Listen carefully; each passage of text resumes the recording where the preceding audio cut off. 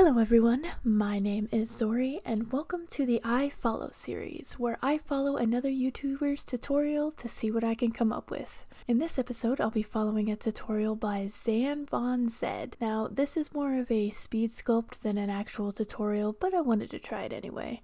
I've been so obsessed with watching Polymer clay videos lately, and I just needed to make something. I'm still a beginner, so please keep your boos to a minimum. But Ace of Clay told me not to stop with my monster notebook, so Yeah, that's right. Ace of Clay actually commented on my TikTok of the video I made. Yeah, I make short TikToks of my videos in case you don't want to hear me talk and just want to watch more of a speed sculpt kind of thing.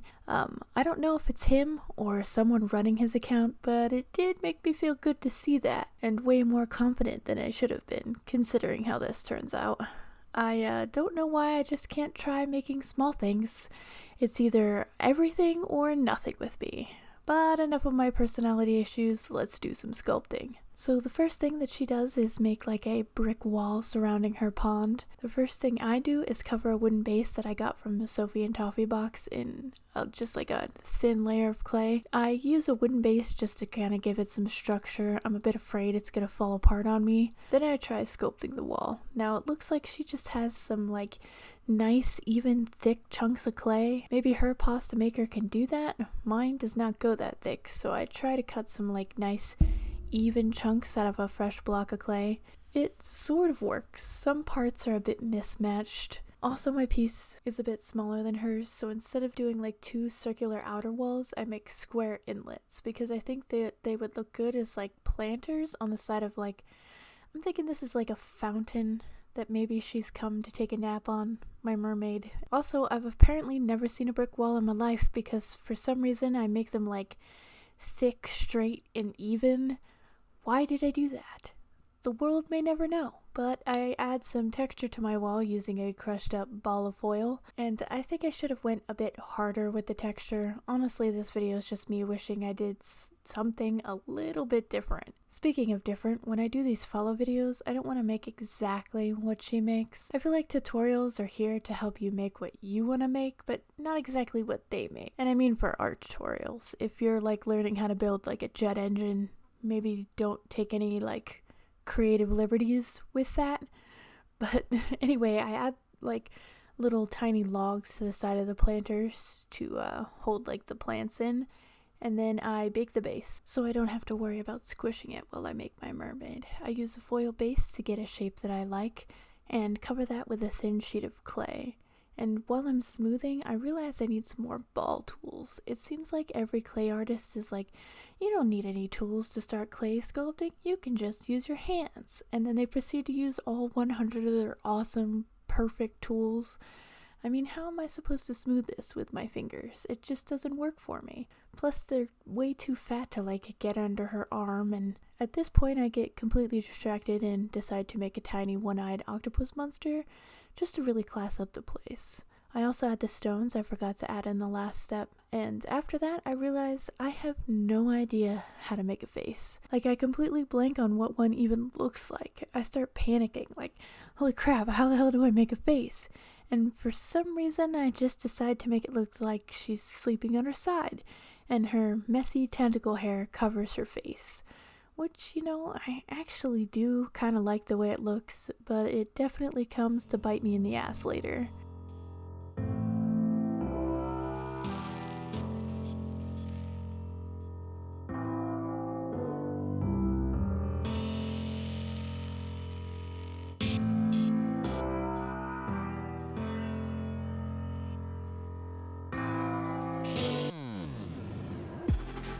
Now Zed decides to give her mermaid a nice like flowery, flowy kind of tail and fins, and I start thinking I might kind of want to go to like a more deep sea mermaid monster sort of, so I give mine more of like a sharp and bony kind of fin style. Also add some rocks around her tail fin, kind of like a cool little belt she might have picked up, and I also add some more background details like, you know, some kind of sea plants. She makes really cool ones, but for some reason I was just incapable of paying attention on this day, and I chose not to do that. I also choose not to do the hundreds of tiny circles that she cuts out for her scales, Instead I use like a sharp, I don't know, like it's like a dental tool, I guess, and make like little sharp indents. And they're not technically scales, I guess. They do match like the sharp aesthetic she's got going on. I should have used something else. I'm not really sure.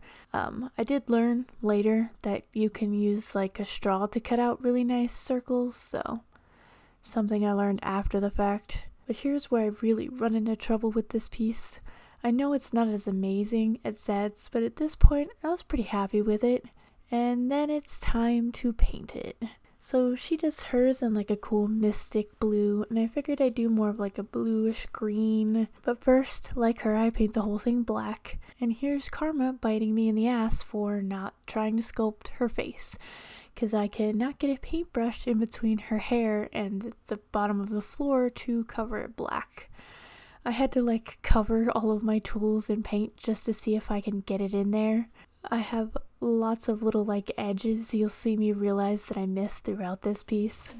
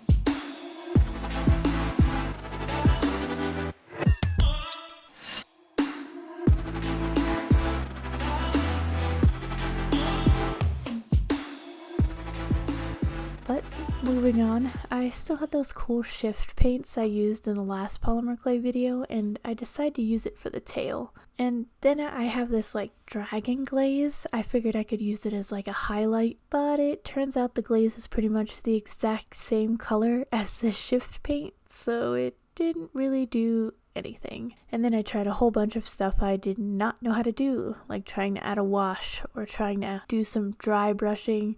I did use mica powder to do the bricks, and it gave them like a cool coppery look with the black underneath.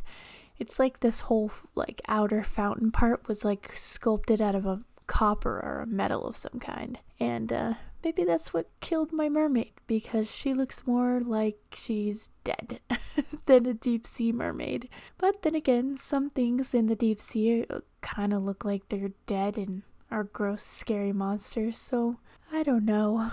I end up trying to brighten things up with like the nice white sand and then the green plants I put into the planters, which I use UV resin to stick into place. But I think that makes her look even more dead, like she came up to the surface and couldn't handle it, just died on a beautiful beach. It's terrible. And I really don't think I can fix it, so I just end up adding the resin with a nice blue iridescence glitter to it, to add like a nice sparkle when the light hits the water. Also, you'll see me make a coaster because I made way too much resin.